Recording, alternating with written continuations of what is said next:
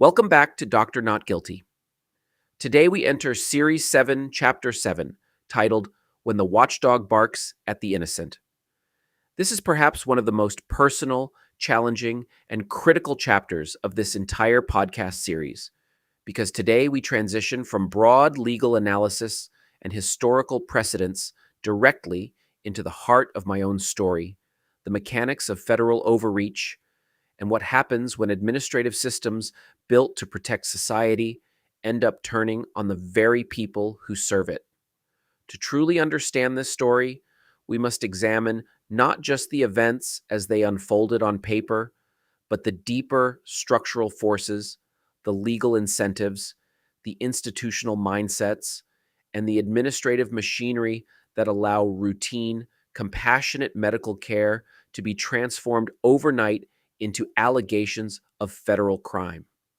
Across this episode, we are going to break down every layer of this process, from early medical training and public service to the cold reality of federal investigative methods. To understand how I eventually arrived at the very center of a high-stakes federal investigation, you have to understand where my medical journey began and what principles motivated my work from the start.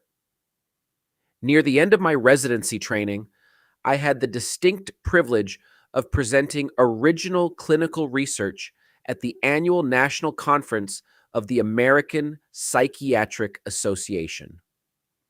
My work focused on bridging the traditional gap between internal medicine and psychiatry, looking specifically at how severe systemic physical illness directly impacts mental status, and how targeted, compassionate mental health care can dramatically improve overall physical health outcomes. That national presentation caught the immediate attention of senior research leadership, leading to an unexpected and life-changing offer from the clinical director of the National Institute of Mental Health, part of the prestigious National Institutes of Health in Bethesda, Maryland. It was an invitation to step onto the national stage and join the absolute pinnacle of American biomedical research and clinical innovation. At that major crossroads in my young professional career, I was presented with two very distinct and contrasting paths: private practices, corporate healthcare networks, and private hospital systems were making lucrative financial offers, promising immediate financial stability, predictable hours, and high personal earnings. On the other hand, the position at the National Institutes of Health offered a modest government salary, far lower than anything available in the private commercial sector. But for me, the decision was remarkably simple and clear. I chose the public health mission. I was guided by a profound sense of civic duty, a dedication to scientific discovery, and a deep desire to give back to the country that had welcomed me and provided me with my medical education. I wanted to be on the true front lines of medical progress, working to solve complex, refractory clinical challenges rather than maximizing personal profits or corporate revenues. Working at the National Institutes of Health was an extraordinary privilege and a deeply transformative period of my professional development. Walking those historic clinical hallways every single day, you were surrounded by world-class clinicians, legendary researchers, and Nobel laureates who were actively redefining the boundaries of modern medicine. I had the honor of working in direct proximity to remarkable medical leaders, including Dr. Anthony Fauci, who led the National Institute of Allergy and Infectious Diseases at the time. Being embedded in that rigorous, intellectually curious environment solidified my understanding of the deep, inescapable connections between clinical psychiatry, immunology, infectious disease, and broader public health infrastructure.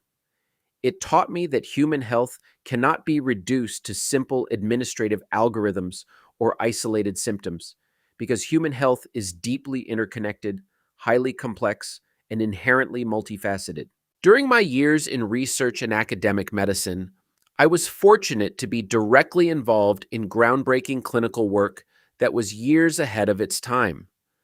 We were actively exploring early clinical protocols involving sub-anesthetic ketamine infusions for severe treatment-resistant depression, as well as pioneering applications of repetitive magnetic brain stimulation.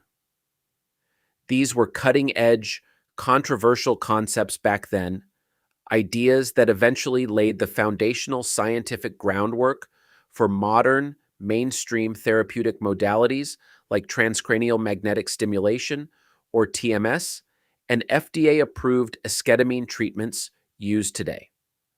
That spirit of clinical innovation, of looking at difficult, refractory cases and refusing to give up on patients when traditional standard treatments had failed, became the absolute bedrock of my medical career and the guiding philosophy of my entire clinical practice. In 2006, I made a deliberate and conscious decision to transition from purely academic research back to direct hands-on community medicine in Pennsylvania.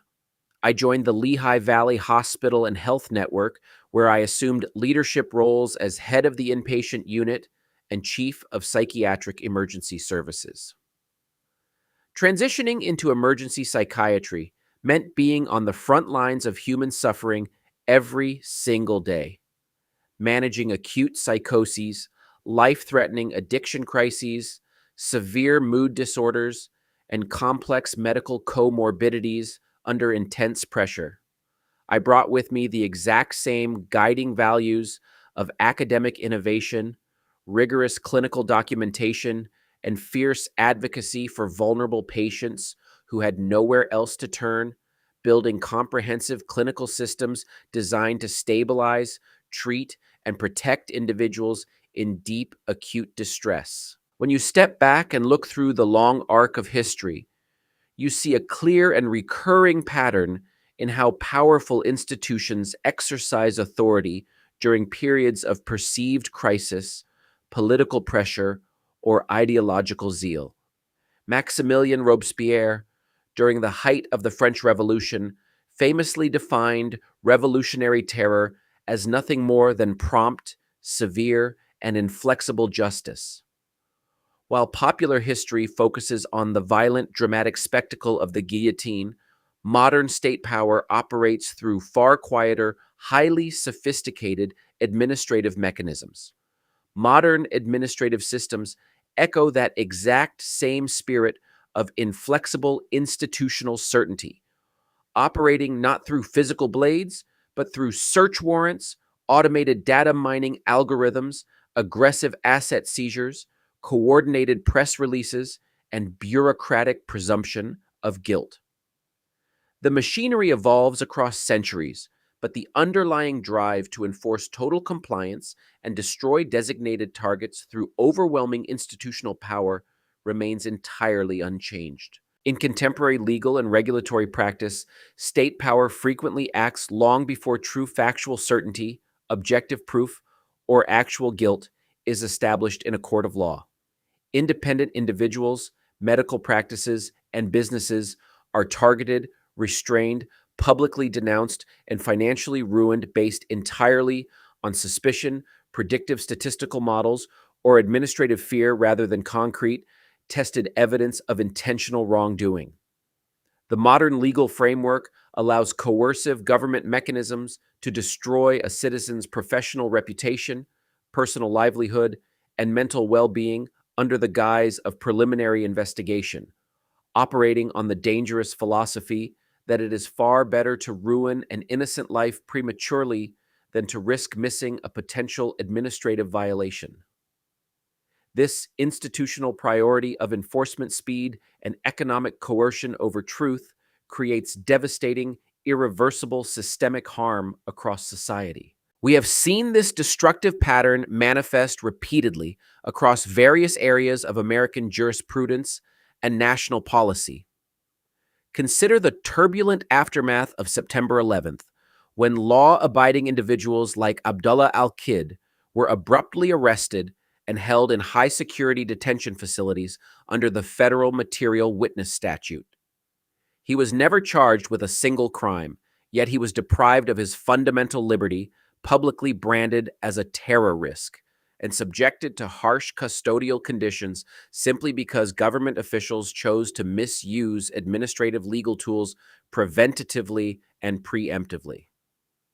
His case eventually reached the United States Supreme Court, illuminating how government power is routinely exercised prior to proof, effectively treating potential witnesses or innocent bystanders as guilty until proven otherwise when institutional panic takes hold. We see another glaring everyday example of this phenomenon in civil asset forfeiture laws across federal, state, and local jurisdictions. Under these sweeping statutes, law enforcement agencies are empowered to seize personal bank accounts, business assets, vehicles, real estate, and operational funds based solely on initial probable cause or low administrative suspicion, forcing property owners into long, absurdly expensive legal battles just to reclaim what is rightfully theirs. Consider the case of Tyson Timms in Indiana. Following a minor nonviolent offense, the state moved to seize his personal Land Rover, a vehicle worth 4 times the maximum allowable monetary fine for his underlying offense. Timms was forced to wage a multi-year, grueling legal battle that ultimately reached the Supreme Court, just to prove that civil forfeiture was being weaponized as a disproportionate, punitive tool rather than a legitimate instrument of justice. Political fear, public hysteria, and institutional paranoia have driven remarkably similar overreaches throughout modern American history. During the heightened anti-communist fever of the McCarthy era in the 1950s, dedicated government employees, scientists, and private citizens were systematically targeted based on unverified allegations, guilt by association, and anonymous informant reports. Consider the poignant story of Annie Lee Moss, a modest, hardworking communications clerk in the United States Army who was hauled before Senator Joseph McCarthy's congressional committee and suspended from her job based on thin, anonymous intelligence reports. It was only through careful, courageous cross-examination by Senator Stuart Symington that the complete absurdity and total lack of evidence behind her accusation were exposed on live television, serving as an enduring historical warning about what happens when public paranoia replaces careful, objective, factual inquiry. Well, in modern healthcare fraud enforcement, this exact same paranoia and rigid suspicion manifests through automated data algorithms and statistical metrics. Federal agencies rely overwhelmingly on sophisticated data mining programs to monitor billing patterns across the nation. But these automated algorithms are inherently blind to clinical nuance, severe local pathology, patient poverty, and community medical needs. When a dedicated physician chooses to care for high-risk, complex, indigent, or severely ill psychiatric patients who require frequent visits, complex medication management, and intensive crisis therapy, their billing profile naturally creates a statistical anomaly. Instead of recognizing specialized, high-volume clinical service, government algorithms automatically flag the physician as a suspicious outlier, mistaking clinical dedication and high-volume care for deliberate criminal fraud. This tragic pattern of institutional misunderstanding and reflexive mob mentality is reflected deeply throughout classic American literature as well. In John Steinbeck's timeless novel Of Mice and Men, we witness how societal panic, ignorance, and sudden misunderstanding can turn human vulnerability into presumed guilt in an instant. When an unexpected tragedy occurs, the surrounding community rapidly mobilizes into an angry, unthinking posse, driving relentlessly toward punishment, exile, and destruction long before anyone takes the necessary time to investigate the facts, understand the psychological reality, or discover the underlying truth. That primal human instinct to condemn first and investigate later is deeply embedded in human behavior, and formal legal and administrative institutions are far from immune to its destructive pull. In our earlier podcast chapters, we discussed concepts like confirmation bias, investigative tunnel vision, and government surveillance in academic, theoretical terms. But here in Chapter 7, we move directly from theoretical critique into lived, painful reality. This is the precise moment where abstract legal doctrines and federal enforcement tools collided head on with my personal life, my family, my vulnerable patients, and the entire medical practice I had spent decades building through relentless hard work, long hours, and sacrifice. It is the story of how an administrative watchdog, originally created to protect taxpayers, transformed into an uncontrolled, destructive force, sacrificing individual truth on the altar of enforcement statistics, annual asset recovery targets, and bureaucratic self-preservation. For years, I devoted every ounce of my energy to expanding mental health access across eastern Pennsylvania, opening specialized clinics in underserved rural and urban communities, establishing accessible addiction treatment programs, and pioneering integrated telepsychiatry long before it became a widespread necessity during the global pandemic. Our clinical practice provided a vital, life-saving lifeline to thousands of individuals suffering from severe depression, bipolar disorder, schizophrenia, and severe substance use disorders, individuals who had repeatedly been turned away by traditional systems. But in 2019, everything I had poured my heart and soul into building came under sudden, terrifying siege by federal authorities who viewed our high patient volume not as compassionate clinical service, but as a prime financial target for criminal prosecution and civil forfeiture. To fully comprehend how this nightmare unfolded, one must carefully examine the historical evolution of the Office of Inspector General, or OIG, within the Department of Health and Human Services. Originally established by Congress as an independent, objective watchdog tasked with identifying administrative inefficiencies, improving system performance, and eliminating true waste and fraud, the OIG gradually underwent a profound systemic transformation.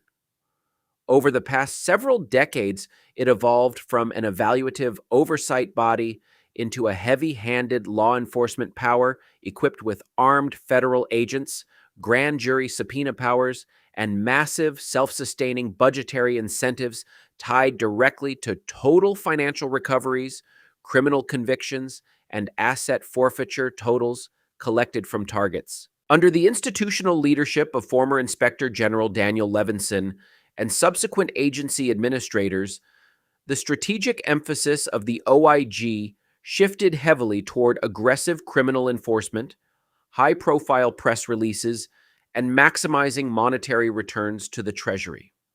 The agency began measuring its internal success and seeking congressional budget increases, not by administrative improvements, clarified coding guidelines, or improved patient safety, but by media coverage, total multi-million-dollar recoveries, and the sheer number of criminal indictments obtained.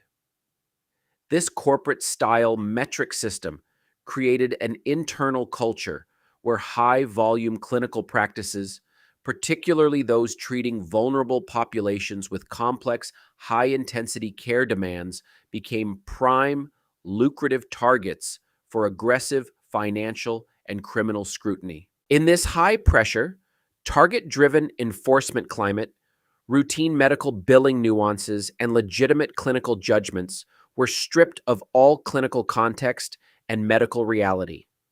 When a dedicated physician sees dozens of acute psychiatric patients every day, managing crisis interventions, complex psychopharmacology, and multi-system medical conditions, the resulting clinical documentation is necessarily vast and detailed.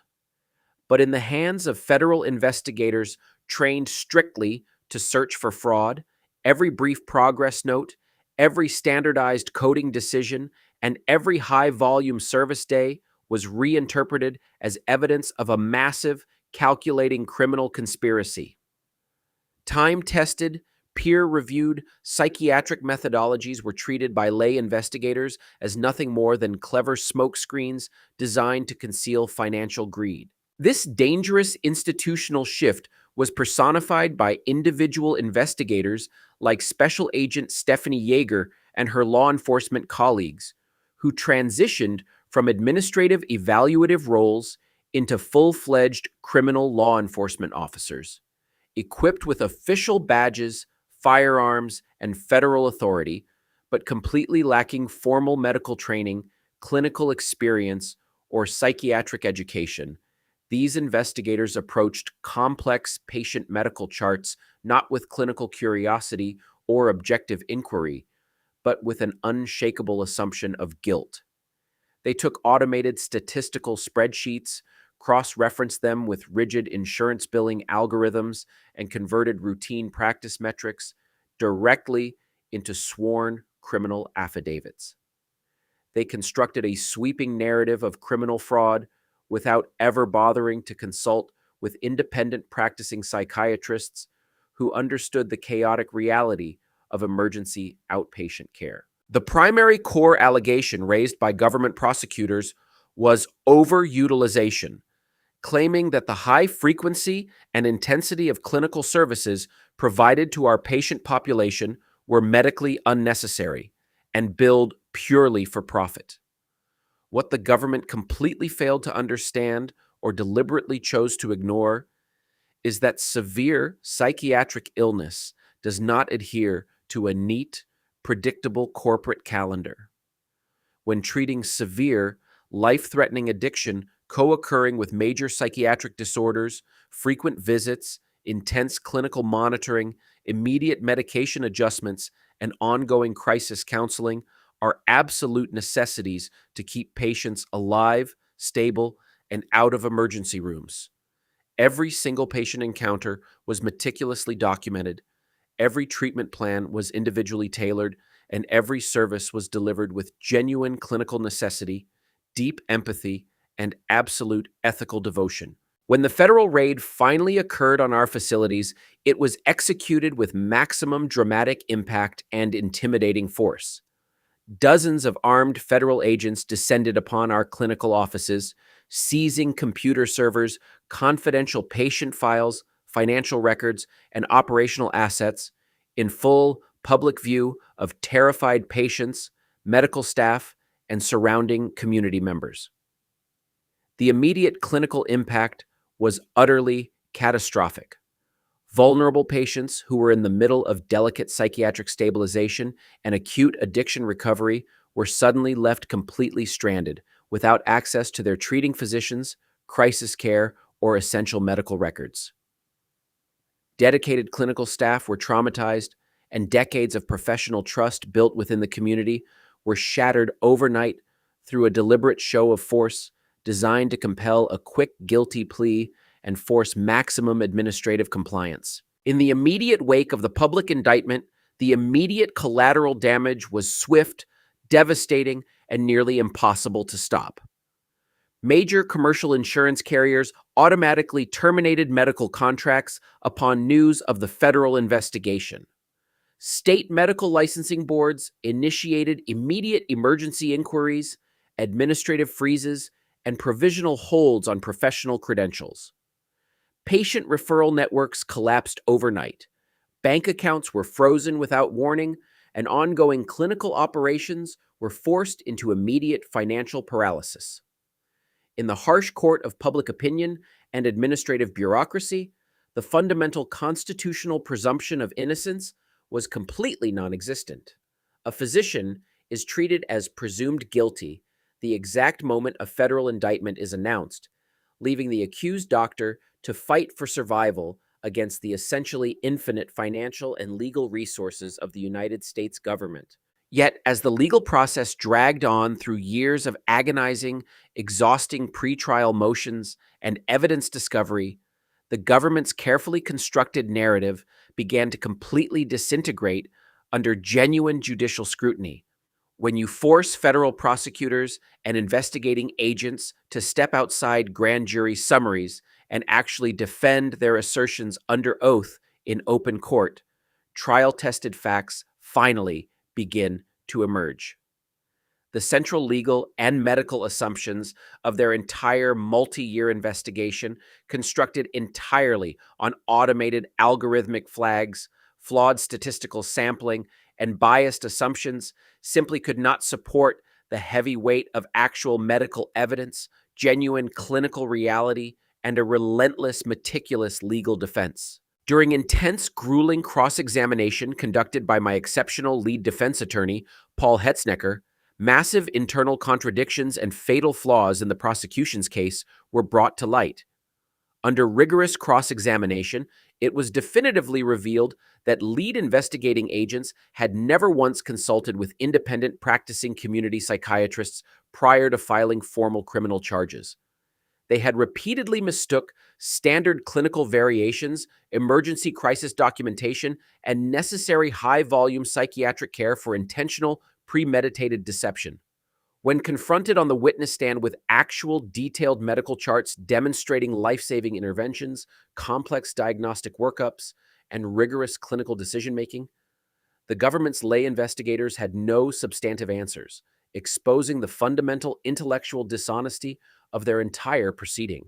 The government's flawed investigative tactics were exposed even further when the defense team thoroughly analyzed the testimony and underlying records of undercover operative officer Gretchen Kramer.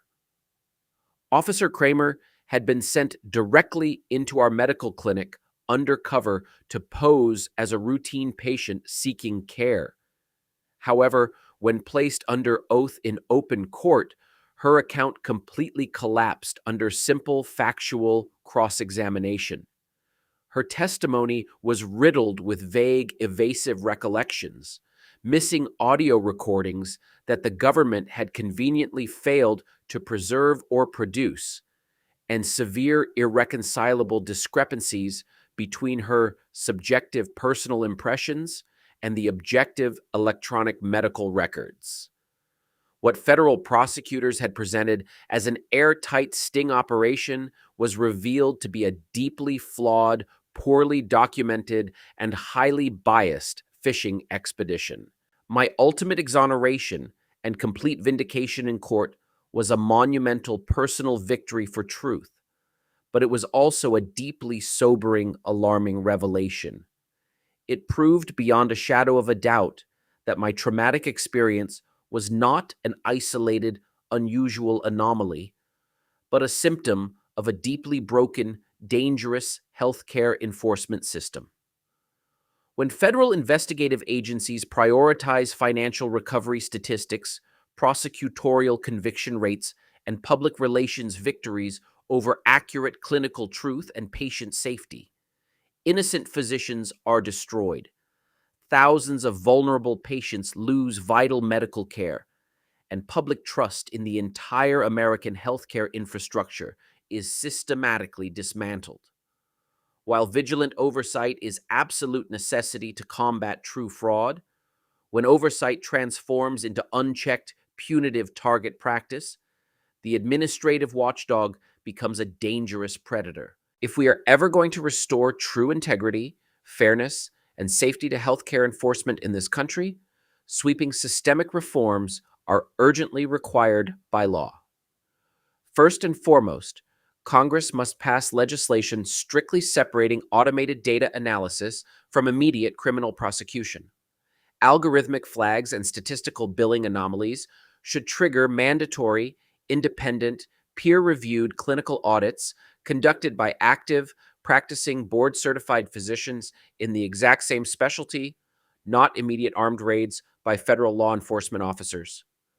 Due process, clinical context, objective medical peer review, and administrative resolution must be restored as the mandatory primary tools for addressing billing disputes, ensuring that complex medical decisions are evaluated by qualified medical experts rather than law enforcement officers. Furthermore, every federal investigator, auditor, and prosecutor assigned to healthcare fraud units must be legally required to undergo rigorous, mandatory training in actual clinical practice reality, medical necessity standards, cultural competence, and trauma-informed care.